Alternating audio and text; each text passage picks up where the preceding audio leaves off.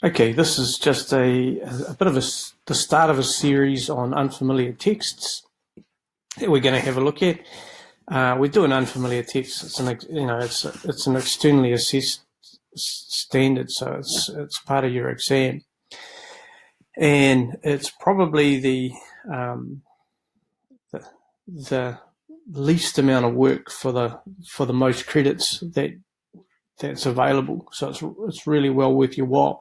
In the exam, there's 3 sections you have to do. You have to look at a piece of fiction, you have to look at a piece of non-fiction, and you have to look at a piece of poetry and answer a few questions on them. Now, it's done on an aggregated score, and you need 7 marks to pass. And what that means is you can get a not achieved. You can get a 0 or a 1 or a 2 for not achieved. 0, you haven't attempted. 1, you're well off the mark. 2, you're sort of on the right track, but not quite there. You can get 2 N2s and 1 achieved out of the 3 standards, and you can still pass. Really well worth it. Let's have a look at the fiction section. So what we have to figure out is how to read the text effectively, also quickly, because it's part of the time management of the exam. Yes, you have to know the sort of texts you're going to get, and you have to know the sort of language features that are in those particular texts. And what you'll find is both the fiction and the poetry both have similar language features used. So you don't have to learn huge lists of features.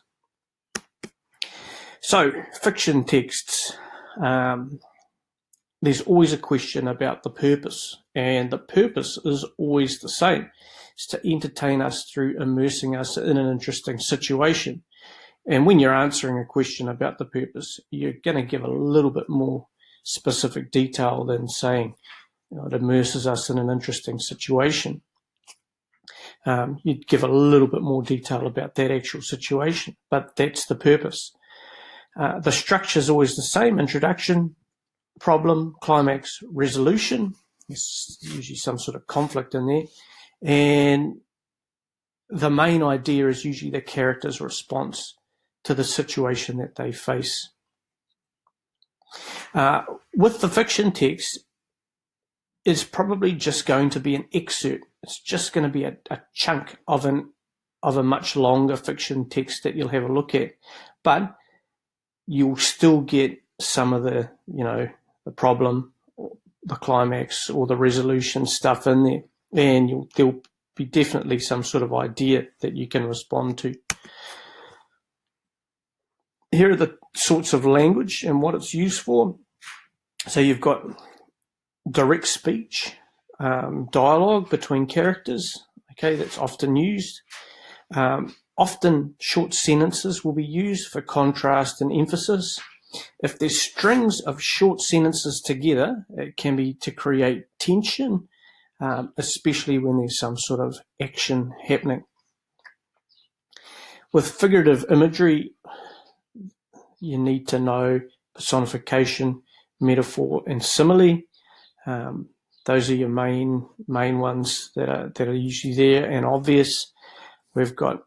You need to understand what a verb is, and you need to understand what adjectives are. And I've seen plenty of guys that have passed just being able to identify the use of verbs and perhaps a simile.